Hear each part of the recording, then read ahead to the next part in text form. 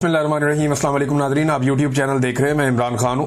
Nadreen, Pakistan Tehreek Insaf हो या वो लोग जो जुल्म और फसादियत का मुकाबला कर रहे हैं, गुज़िश्ता 3 साल से पाकिस्तान की मिलिट्री एस्टेब्लिशमेंट से उनको शदीद शिकवे और गिले हैं। उन्हें मार पड़ी, जुल्म हुआ, जबर हुआ, फसादियत हुई, उनको जो है बहुत नुकसान पहुंचाया गया। और यही जिन इदारों की उन्होंने सपोर्ट की इस जंग में, उन्हीं इदारों के सरबराहान ने उनके खिलाफ फैसले किए और उन्हें नुकसान पहुंचाया। लेकिन इसके बावजूद वो पाकिस्तान के लिए साथ खड़े हुए। ये अवार्ड उन्हें मिलने चाहिए थे।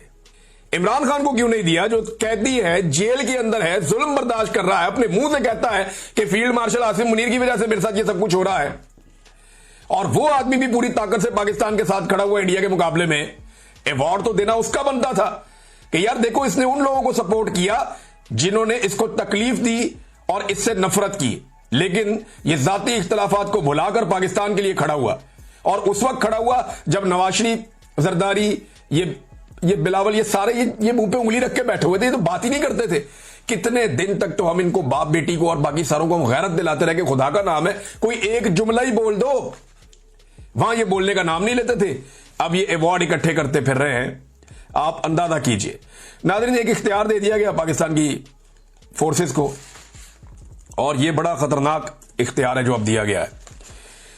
इसके हवाले से जो खबर है मैं आपके साथ शेयर करता हूं। शक की बुनियाद पर किसी भी शख्स को 3 माह के लिए कैद किया जा सकता है। यानी सिक्योरिटी फोर्सेज उन्हें शक हो गया ये बंदा ठीक है, चुको अंदर करो। अब 3 महीने तक उस बंदे का कोई वाली वारिस नहीं है। 3 महीने इसको अंदर रख सकते हैं, और 3 महीने के बाद ये कहें जी वो ठीक है, शक था। भाई 90 डेज उस आदमी की जिंदगी के आप खा गए हैं। आप उसने कैद के अंदर आपने उसको डाल दिया है, उसकी सारी जिंदगी आपने तबाह कर ली है, उसके ऊपर आपने एक ठप्पा लगा दिया है। किसी को भी उठाएंगे और अंदर डाल देंगे। यहां तो पाकिस्तान के अंदर तमाम कवानीन को अपने सियासी मुखालिफिन को कुचलने के लिए इस्तेमाल किया जाता है। अब यह शहबाज हुकूमत ने किया ये कारनामा, और याद रखिएगा ये सारी चीजें इनके गले पड़ेंगी। अब इसकी तफसील मैं आपको बताया दूं, ये एक्चुअली है क्या। इसके ऊपर जो एक राय दी है सेनेटर मुश्ताक अहमद खान साहब ने, वो ये कहते हैं, शहबाज हुकूमत की इंसदाद दहशतगर्दी तरमीमी एक्ट का खौफनाक कानून कौमी असम्बली से पास करने की मजम्मत करता हूं। यह कानून के नाम पर लाकानूनियत है। यह शहरियों की आजादी छीनना है, आजाद शहरियों को गुलाम बनाने का कानून है। यह ब्लैक लॉ, ड्रैकोनियन कानून है। इससे पूरा पाकिस्तान एक कैद खाने में बदल जाएगा।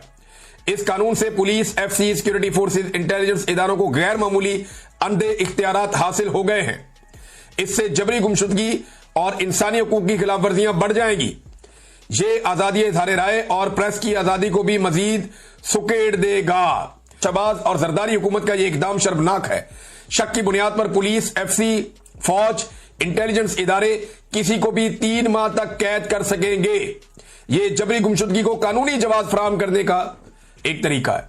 किसी को भी उठाओ, जबरी तौर पर लापता करो, गायब कर दो। अब तो ये लॉ एंड ऑर्डर के नाम के ऊपर जिसको मर्जी उठा लेंगे। सियासी मुखालिफिन को कुचलने का एक नया रास्ता इन्हें मिल गया है। वैसे भी सियासतदानों की औकात रह क्या गई है। यहां पे एक शेर अरबाब अली हैं, मेंबर कौमी असम्बली, पाकिस्तान तहरीक इंसाफ से इनका ताल्लुक है।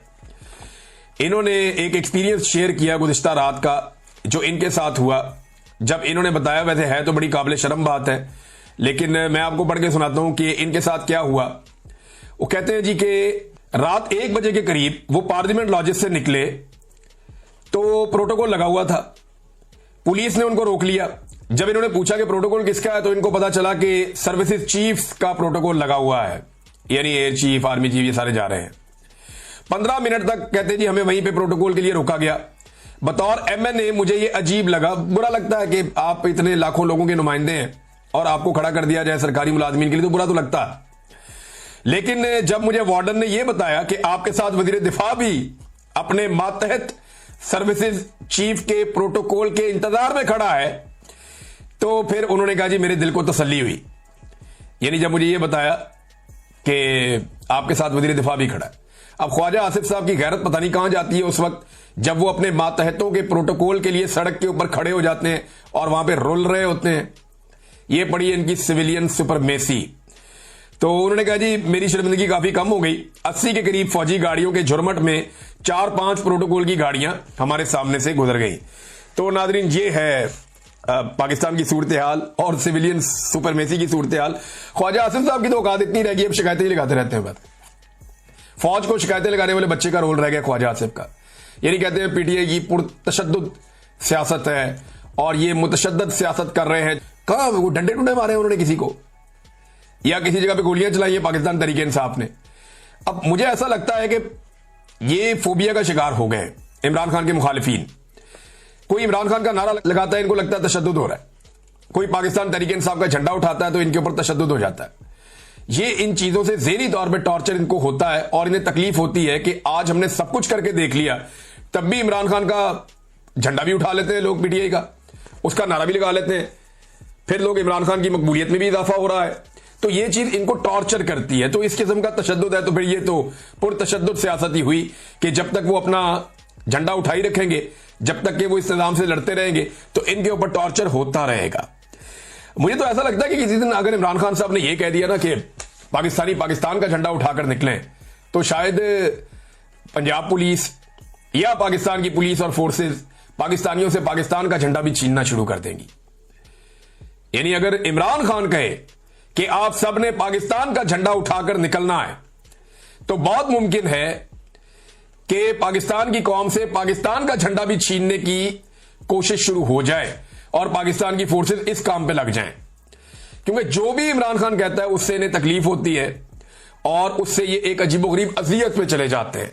नाज़रीन, दो चीफ जस्टिस के हवाले से खबर है, एक सुप्रीम कोर्ट के चीफ जस्टिस और एक खबर है इस्लामाबाद हाई कोर्ट के चीफ जस्टिस के हवाले से। बड़ी मज़ाहिया खबर है, लेकिन सुप्रीम कोर्ट के चीफ जस्टिस की खबर पहले लेते हैं। याया अफरीदी ने कमेटी इजलासों की कार्रवाई को पब्लिक कर दिया है। उसमें कम से कम यह तो पता चला कि जो 26वीं आईनी तरमीम है उसके बारे में फुल कोर्ट क्यों नहीं बुलाया जस्टिस याया अफरीदी ने। अब जरा उनकी मंतक आप सुने। ये मरियम नवाज खान साहिबा ने इसको लिखा और इसके साथ डॉक्यूमेंट भी है। और चीफ जस्टिस पाकिस्तान के तौर पर 26वीं तरमीम पर फुल कोर्ट इजलास बुलाना जरूरी नहीं समझता कि माजी की तरह इससे पब्लिक को सुप्रीम कोर्ट पर बातें बनाने का मौका मिलेगा और जजेस के दरमियान हम आंगी भी मुतासिर होगी। एक क्या जज जो है ये दूध पीते बच्चे हैं जो आपस में इनकी हमांगी खराब हो जाएगी। भाई कौम से इतनी भारी तनख्वाहें लेते हैं, जब कोई मसला आपके सामने आता है तो उससे भागने के बजाय बैठ के उसका सामना करना होता है। नहीं जी, नहीं, इस मसले को हमने इसलिए फेस नहीं करना कि हमारी हमांगी आपस में खराब हो जाएगी। क्यों जी? ये तो वही बात होगी कि कबूतर जो है बिल्ली को देखकर आंखें बंद कर ले कि जनाब क्योंकि ये मसला जो है इससे हमारे आपस के ताल्लुकात खराब हो सकते हैं, लिहाजा ये कौमी मसला जो है इसको हमने देखना ही नहीं है। अंदाजा करें आप। और दूसरा कह रहे हैं पब्लिक को बातें बनाने का मौका मिलेगा। और भाई जमहूरियत है पाकिस्तान में, आप ठीक करेंगे लोग ठीक कहेंगे, आप गलत करेंगे लोग गलत करेंगे। अदलिया को इस बात की फिक्र कब से होने लगी कि पब्लिक बातें बनाएगी? भाई अदलिया का इससे क्या लेना देना है? आपने सिर्फ इंसाफ करना है। इसलिए कहते हैं ना कि कानून अंधा होता है, वो ये नहीं देखता कि सामने कौन खड़ा है या इसके असरात क्या होंगे। कानून